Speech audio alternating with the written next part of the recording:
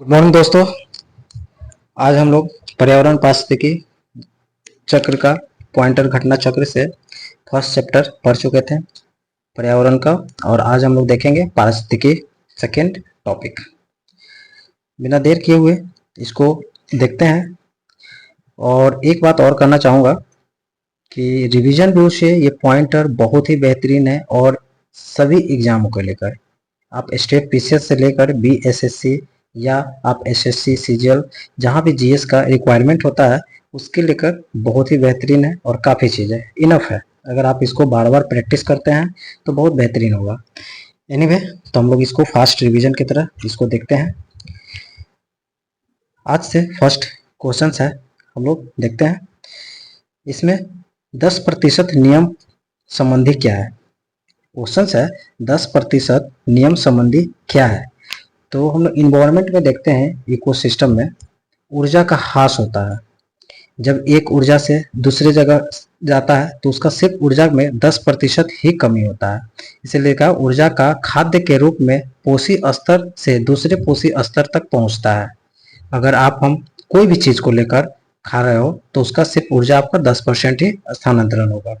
Anyway, जैव जीव से जैव मंडल तक जैविक संगठन का सही क्रम क्या है? करा है जीव से जैव मंडल तक। तो सबसे पहले देखते हैं जनसंख्या। जनसंख्या से क्या होता है? समुदाय बनता है। समुदाय से पारिस्थितिकी एक तंत्र बनता है। उसके बाद पूरा भू दृश्य बन जाता है जो जैव मंडल हो गया। स्वपोषी या स्वपोषण स्तर पर उत्पादन को क्या कहा जाता है? प्राथमिक उत्पादन कहा जाता है। क्या कहा जाता है? प्राथमिक उत्पादन। परपोषी परपोषी या विषम पोषी स्तर के उत्पादन के संदर्भ में आता है। क्या होता है? द्वितीय स्वपोषी, प्राथमिक, परपोषी यानी कि द्वितीय उत्पादन। एक पारिस्थितिकी तंत्र में ऊर्जा की मात्रा एक पोषण स्तर से अन्य पोषण स्तर स्थानांतरण के पश्चात होता है। क्या होता है? घटती है। नेक्स्ट देखेंगे, कुछ कारणोंवश यदि तितलियां की जाति स्पीसीज की संख्या में बड़ी गिरावट होती है तो इसके जो संभावित परिणाम हो सकते हैं। क्या बोल रहा है? कुछ कारणों में तितलियों की जातियों में कमी आता है तो क्या परिणाम हो सकता है? तो कुछ पौधों के परागण पर प्रतिकूल प्रभाव पड़ सकता है। इसके कारण बर्रों, मकड़िया और पक्षियों की कुछ प्रजाति की समष्टि में गिरावट हो सकती है। पारिस्थितिकी पारिस्थितिकी पारस्परिक संबंधों का अध्ययन क्या है? तो जीव और वातावरण के बीच। सिंपल सी बात है कि पारिस्थितिकी आप किससे संबंधित है? तो जीव और वातावरण से ही संबंधित है। जीव विज्ञान के एक शाखा है। जीव विज्ञान की एक शाखा है जिसमें जीव समुदाय तथा उनके वातावरण के माध्यम पारस्परिक संबंधों का अध्ययन करते हैं। तो पारिस्थितिकी में अर्नेस्ट हैकल, एक अर्नेस्ट हैकल है जो ये पारिस्थितिकी यानी इकोलॉजी शब्द का प्रयोग किया था। कहाँ किया था? ओएकोलॉजी के नाम से अर्नेस्ट हैकल ने इकोलॉजी शब्द का प्रयोग किया था। ओएकोलॉजी जीवधारियों के कार्बनिक और अकार्बनिक वातावरण और पारस्परिक संबंधों के अध्ययन को पारिस्थितिकी अथवा पारिस्थितिकी विज्ञान कहते हैं। यह अर्नेस्ट हैकल ने कहा था। अर्नेस्ट हैकल ने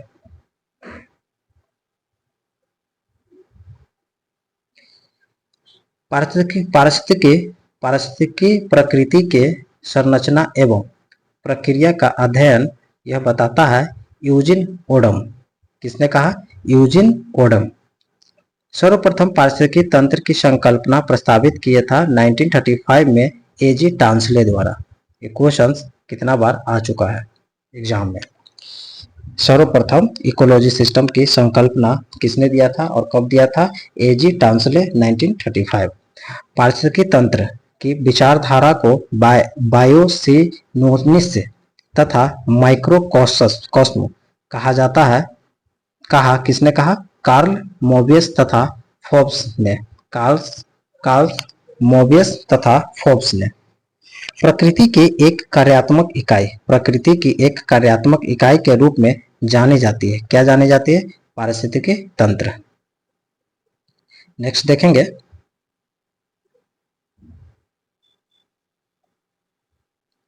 पारिस्थितिकी तंत्र में के संबंध में सही कथन क्या है? क्या पारिस्थितिकी तंत्र के संबंध में सही कथन? पारिस्थितिकी तंत्र किसी निश्चित स्थान, समय, इकाई के समस्त जीवों तथा भौतिक पर्यावरण के प्रतिनिधित्व करता है। यह एक कार्यशील इकाई है, इसकी अपनी उत्पादकता होती है। पारिस्थितिकी तंत्र के विषय में सही नहीं है, तो ये बंद तंत्र है, ये बिल्कुल गलत है क्योंकि पारिस्थितिकी तंत्र पूरा ओपन है। पारितंत्र यानी कि इकोसिस्टम शब्द का सर्वोत्कृष्ट वर्णन क्या है? तो जीवों का समुदाय और साथ ही वह पर्यावरण जिसमें वे रहते हैं। किसी क्षेत्र के सभी जीवधारी तथा वातावरण में उपस्थित अजैव घटक संयुक्त रूप से निर्माण क्या करते हैं? इकोसिस्टम यानी कि पारितंत्र।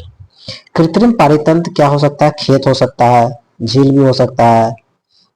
कृत्रिम पारितंत्र धान के खेत हो गया। घास तत्स्थल, वन तथा मरुस्थल किसका उदाहरण है? तो स्थलीय पारितंत्र का उदाहरण है। झील, नदियां तथा समुद्र जलीय पारिस्थितिकी तंत्र है। किसी निश्चित क्षेत्र में प्राणियों की संख्या की सीमा जिसे पर्यावरण समर्थन कर सकता है वहन क्षमता कहलाता है। बिना पर्यावरण की रुकावट के प्रजनन की क्षमता जैविक विभव बायोटिक पोटेंशियल। एक पद जो केवल जीव द्वारा ग्रहण किए गए दिक् स्थान का नहीं बल्कि जीवों के समुदाय में उसकी कार्यात्मक भूमिका का भी वर्णन करता है। ये पारिस्थितिकी कर्मता। पृथ्वी के सर्वाधिक क्षेत्र पर फैला हुआ पारिस्थितिकी तंत्र क्या होता है? कहलाता है सामुद्रिक। पृथ्वी पर सर्वाधिक क्षेत्र में समुद्र ही है। पृथ्वी पर विद्यमान जलमंडल में समुद्र जल होता है लगभग 97% भाग। नेक्स्ट देखेंगे समुद्री जल में सर्वाधिक व्याप्त लवण सोडियम क्लोराइड की वजह से है। पारिस्थितिकी संतुलन बनाए रखने में मदद करता है। क्या मदद करता है? वनारोपण, वर्षा जल प्रबंधन, जैव मंडल भंडारण, वन्य जीव संरक्षण एवं पर्यावरण में व्याप्त प्रदूषण का निवारण मददगार क्या कहलाता होता है?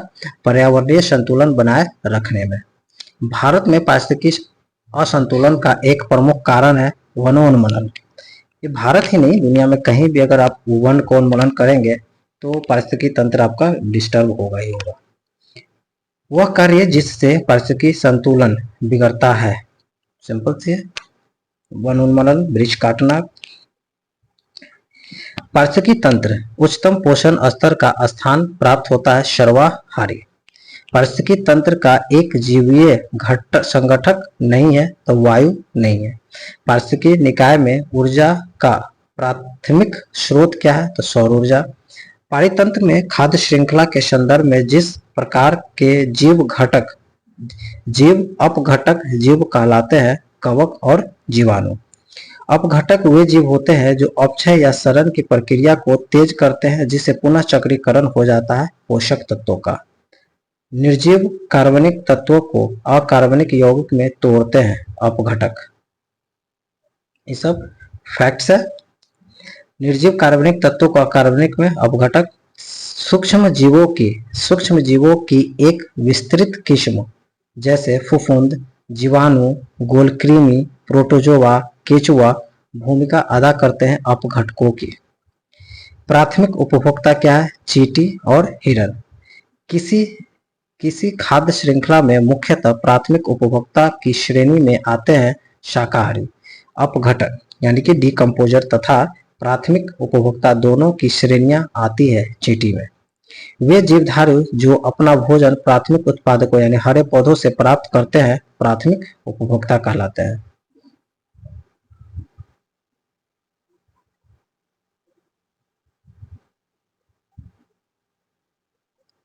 खाद्य श्रृंखला यानी फूड चेन में मानव प्राथमिक तथा द्वितीयक उपभोक्ता दोनों आता है। खाद्य श्रृंखला में मानव क्या है? प्राथमिक और द्वितीय दोनों होता है। समुद्री वातावरण में मुख्य प्राथमिक उत्पादक होते हैं फाइटोप्लैंक्टन्स। पारिस्थितिकी तंत्र में जैविक घटकों में उत्पादक घटक है हरे पौधा। हरे पौधे सूर्य के प्रकाश से उपभोग करके अपना आहार स्वयं निर्मित करते हैं प्रकाश संश्लेषण विधि द्वारा। प्रथम पोषक स्तर के अंतर्गत आते हैं हरित पादप। पौधे हरे रंग के लवक यानी क्लोरोफिल की सहायता से करते हैं प्रकाश संश्लेषण। जीवित घटकों में शामिल होने के कारण पारिस्थितिकी तंत्र से संबंधित है हरे पौधा। एक घास स्थलीय पारिस्थितिकी तंत्र के खाद्य श्रृंखला में विभिन्न घटकों का सही क्रम क्या होगा? तो इसमें आ जाएगा आपका घास हो जाएगा जो उत्पादक है, टिड्डा हो जाएगा जो प्राथमिक उत्पादक है, मेढक हो जाएगा द्वितीय उत्पादक है, सर्प हो जाएगा तृतीय उत्पादक। सिंपल से एक उत्पादक क्षेत्र होगा जो घास को आता है। घास को कौन खाता है? टिड्डा वगैरह जो प्राथमिक हो गया, क्योंकि वो फूल पत्ती यही सब खाता है। मेढक वो आ गया आपका द्वितीय क्षेत्र में, सर्प हो गया तृतीय क्षेत्र में। ये आपको अरेंज करने के लिए देता है, प्राथमिक से द्वितीय तृतीय ऐसे आपको क्रोनोलॉजी में सजाया बताया कौन कौन होता है। ऐसे पदार्थ जिनके ऑक्सीकरण के पश्चात जीवधारियों को ऊर्जा प्राप्त होती है। फूड जीवों द्वारा ऊर्जा का प्रवाह होता है। जीवों द्वारा ऊर्जा का प्रवाह कहाँ होता है? तो एक दिशीय प्रवाह होता है। हमेशा याद रखना, इधर उधर नहीं होगा, एक दिशीय ही होता है। आहार श्रृंखला का निर्माण घास, बकरी, मानव जस्ट लाइक उत्पादक हो गया, प्राइमरी हो गया, सेकेंडरी हो गया, टर्शरी हो गया, इसी तरह जाता है। जीव भार का पिरामिड जिस पारिस्थितिकी तंत्र में उलट जाता है, याद रखना हमेशा सीधा होता है, लेकिन एक जलीय होता है तालाब या समुद्र जलीय पारिस्थितिकी तंत्र जो हमेशा उल्टा, जैसे कि एक होता है आपका इस तरह से सीधा जाएगा, ओके ऐसा बनता है, लेकिन इसी को उलट देते हैं, ऐसा होता है आपका। ये हो गया जल, ठीक है, ये हो गया स्थल। आगे देखते हैं। पारिस्थितिकी तंत्र के विभिन्न स्तरों के प्रति इकाई क्षेत्र में उपस्थित जीव भार के रेखांकित निरूपण को कहते हैं जीव भार पिरामिड।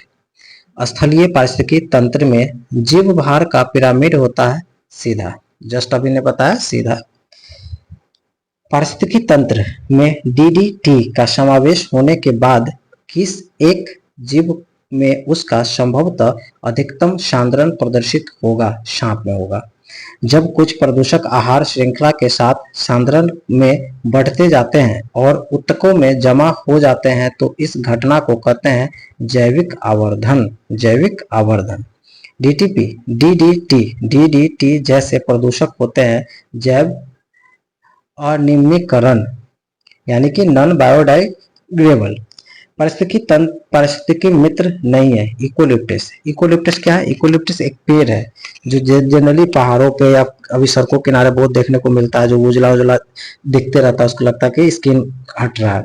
ये पारिस्थितिकी मित्र नहीं कहलाता है क्योंकि ये इतने ज्यादा जल को सोखता है, अंडरग्राउंड वाटर को। एनीवे, इकोलिप्टस की उसकी अत्यधिक जल ग्रहण शक्ति देखिए मिल गया के कारण इसको घोषित किया गया है पर्यावरण शत्रु। वृक्ष जो पर्यावरण संकट माना जाता है इकोलिप्टस। लैंटिक आवास का उदाहरण है तालाब एवं दलदल। ये पॉइंट याद रखना है, लैंटिक आवास किसमें? तालाब या दलदल में, ओके। स्थिर जल आवास लैंटिक आवास के अंतर्गत आते हैं आर्द्र भूमि, तालाब, जलाशय। बढ़ते जल के आवास लोटिक आवास कहे जाते हैं जैसे नदी। अब इसमें दो चीज हो गया, एक हो गया लैंटिक और एक हो गया लोटिक। इसमें देखता है जो जल फ्लो में है, बह रहा है, जैसे नदी हो गया, झरना हो गया, ये सब टाइप का जो नदी जो पानी जिसमें जल फ्लो हो रहा है उसको लोटिक, और जिसमें स्थिर रुका हुआ जल है उसको लैंटिक। अब देखो आर्द्र भूमि, जल, झील, जलाशय, तालाब, इस सब में तो आपको स्थिर जल होता है, नदी में आपको फ्लोइंग होता है, इसीलिए फ्लोइंग वाला को लोटिक और स्थिर वाला को लैंटिक। ये दो पॉइंट को हमेशा याद रखिएगा। दो विभिन्न समुदाय के बीच संक्रांति क्षेत्र कहलाता है इकोटोन। आप देखो एक समझ लो कि ये स्थल भाग है, ओके, और ये आपका जल भाग है। अब यहां से और यहां से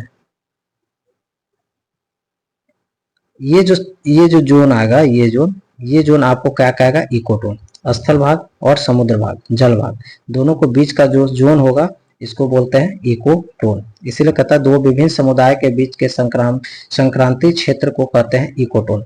सर्वाधिक अस्थायी, ये उदाहरण है, ऐसा बहुत सारे चीज हो सकता है, सिर्फ जल और स्थल ही नहीं है। सर्वाधिक अस्थायी पारिस्थितिकी तंत्र, सर्वाधिक अस्थायी पारिस्थितिकी तंत्र क्या है, महासागर में। सबसे अस्थायी पारिस्थितिकी तंत्र समुद्र में। पारिस्थितिकी तंत्र में तत्वों का चक्रण को कहते हैं जैव भू रासायनिक चक्र।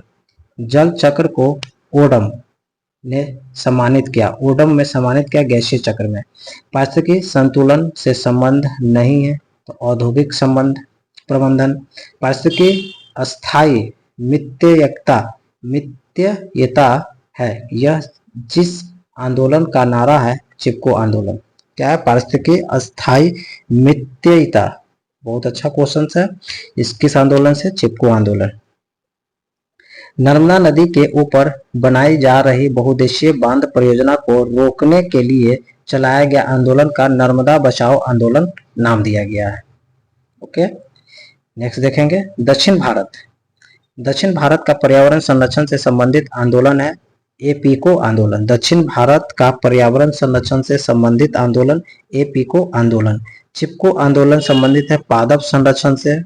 पारिस्थितिकी तंत्र से संबंधित मुख्य कथन क्या है, तो पारिस्थितिकी तंत्र शब्द का प्रयोग सर्वप्रथम टांसले ने किया था 1935 में। जो जीव अपना भोजन स्वयं उत्पादित करते हैं उन्हें स्वपोषित कहते हैं। क्लियर। पारिस्थितिकी तंत्र शब्द का टांसले द्वारा।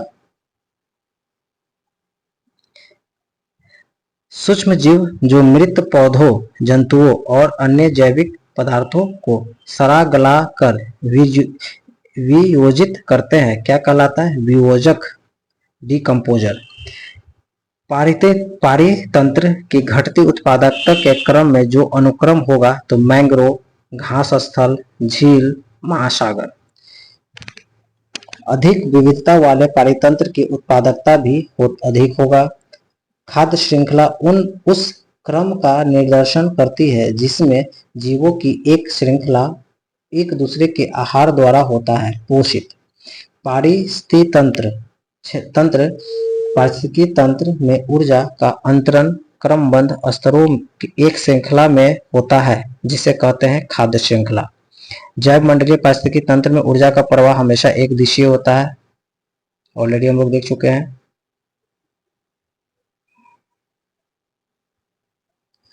ऊर्जा का न तो सृजन हो सकता है और न ही विनाश होता है, यह एक स्वरूप से दूसरे स्वरूप में परिवर्तित होता है। ऊष्मागतिकी के पहले नियम के अनुसार हर पोषण स्तर पर उपलब्ध ऊर्जा की मात्रा घटती जाती है। हर पोषण के स्तर पर उपलब्ध ऊर्जा का मात्रा घटती जाती है, यानी कि 10% की ह्रास होती है, ऑलरेडी हम लोग देख चुके हैं। एक और है कि ऊर्जा न कभी खत्म होती है न उसका बड़ा बचाव होता है। ओके, इसलिए कहा जाता है इसका न सृजन होता है और न ही ये नष्ट किया जा सकता है, जो है बस उसका रूपांतरण चेंज हो जाता है। विभिन्न पारिस्थितिकी तंत्र में उत्पादकों की सकल उत्पादकता का ही शाकाहारी द्वारा संगीकृत हो पाता है, लगभग 10% भाग। सर्वप्रथम गहन पारिस्थितिकी यानी कि डीप इकोलॉजी शब्द का प्रयोग अर्नेस्ट नेश ने किया था। अब तो इकोलॉजी का तो ट्रांसलेट कहेंगे, लेकिन गहन पारिस्थितिकी यानी डीप इकोलॉजी अर्नेस्ट नेश। पारिस्थितिकी नीशे की संकल्पना ग्रीनेल ने किया। अब देखो याद रखना है, गहन पारिस्थितिकी की बात करेंगे, नीशे की बात करेंगे, नीशे ग्रीनेल किया, गहन अर्नेस्ट नेश ने किया। ये सबको याद करने की चीजें है। पारिस्थितिकी पदछाप के माप की इकाई है भूमंडलीय हेक्टर। एक मनुष्य के जीवन को संपूर्ण रूप से धारणीय करने के लिए आवश्यक न्यूनतम भूमि कितना चाहिए, तो पारिस्थितिकी पदछाप के। अविवेकशील जीवन शैली जिसमें पारिस्थितिकी तंत्र के घटकों तथा जल, ऊर्जा इत्यादि का आवश्यकता से अधिक दोहन किया जा सकता बढ़ावा देता है पदछाप के आकार को। आगे देखेंगे।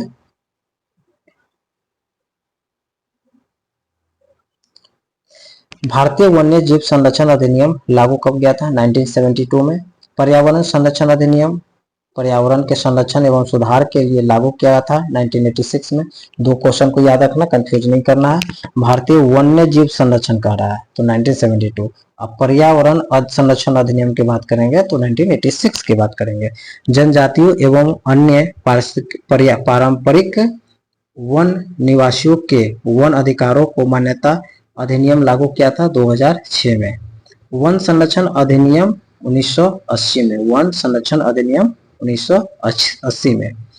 मिलेनियम इकोसिस्टम असेसमेंट पारिस्थितिकी तंत्र की सेवाओं के प्रमुख वर्गों का वर्णन करता है। तो इसमें सबसे व्यवस्था होगा, समर्थन होगा, नियंत्रण होगा, संरक्षण होगा, सांस्कृतिक होगा। क्या था? मिलेनियम इकोसिस्टम असेसमेंट, पारिस्थितिकी तंत्र, व्यवस्था, समर्थन, नियंत्रण, संरक्षण, सांस्कृतिक। वह जो एक समर्थन सेवा है, समर्थन सेवा क्या होगा? तो पोषक चक्र और फसल परागण। एक, अब आगे देखेंगे, एक साधारण समुद्री आहार श्रृंखला का क्रम क्या क्या है? तो सबसे पहले डाइटम जो स्वपोषी होते हैं, फिर क्रिस्टेशियाई जो शाकाहारी होते हैं, हेरिंग जो मांसाहारी होते हैं। क्लियर? डाइटम, क्रिस्टेशिया, हेरिंग, समुद्री आहार श्रृंखला, इसको याद रखना है। साधारण समुद्री आहार श्रृंखला में डाइटम, क्रिस्टेशियाई, हेरिंग, यानी कि स्वपोषी, शाकाहारी यानी उपभोक्ता, मांसाहारी। जैव वानिकी, बायोनोमिक्स के संबंध में करना है, जैव वानिकी के। यह पारिस्थितिकी का पर्याय, यह पारिस्थितिकी का पर्याय है। यह प्राकृतिक तंत्रों के मूल्य पर बल देता है जो मानव तंत्रों को प्रभावित करता है। अर्थात बायोनोमिक्स शब्द बायो तथा नोमिक्स शब्द से मिलकर बना है। बायो शब्द का तात्पर्य जीव या जीवन से है, जबकि नोमिक्स ग्रीक शब्द नोमस से उत्पन्न है जिसका अर्थ होता है नियम, यानी कि बायोनोमिक्स शब्द का आर्थिक है जीवन का नियम, जीवन का नियम। किसी जल निकाय में घनत्व प्रवणता दर्शाती है पिक्नोक्लाइन। किसी जल निकाय के घनत्व प्रवणता को दर्शाती है पिक्नोक्लाइन। किसी जल निकाय में लवणता प्रवणता को प्रदर्शित करता है हैलोक्लाइन। दो पॉइंट को याद रखना है। जल निकाय में घनत्व प्रवणता को दर्शाती है पिक्नोक्लाइन, जल निकाय में लवणता प्रवणता को दर्शाती है, यानी कि जल निकाय में लवणता को दर्शाना हैक्लोलाइन। किसी जल निकाय में गहराई के साथ तापमान परिवर्तन दर्शाती है थर्मोक्लाइन। ये पॉइंट है एकदम ध्यान रखने का। जल में गहराई के साथ तापमान परिवर्तन थर्मोक्लाइन।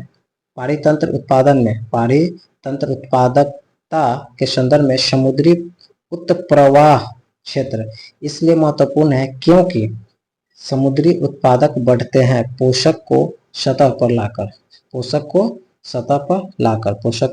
लाकर।